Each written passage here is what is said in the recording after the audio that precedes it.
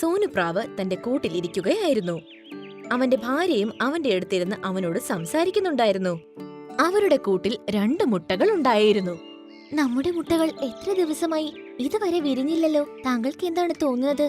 അതൊന്നും ഒരു പ്രശ്നമില്ല. വല്ലപ്പോഴും ഇങ്ങനെ ഉണ്ടാകും. നിങ്ങൾ അതിനെക്കുറിച്ച് ഓർത്ത് ടെൻഷൻ അടിക്കേണ്ട. കൊള്ളാലോ, 2 മുട്ടകൾ. അയ്യോ, ഇത് ഗോൾഡി അല്ലേ? ഗോൾഡി പരുന്ത് താഴെ വന്നു. എന്നിട്ട് ആ 2 മുട്ടകളും കൊത്തിക്കഴിച്ചു. ഗോൾഡി!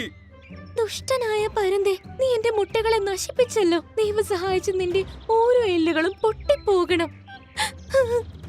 മതി മതി. ആർക്കാണോ ഒരു മഹത്വവുമില്ലാത്തത് അവരുടെ ശാപം ഫലിക്കട്ടെ. ഇനി ഞാൻ ദിവസവും തീർച്ചയായും ഇവിടേക്ക് വരും. പിന്നെ ഓരോ പക്ഷിയുടെയും മുട്ടയോ അല്ലെങ്കിൽ പക്ഷിയെയോ തീർച്ചയായും ഞാൻ തിന്നുകയും ചെയ്യും.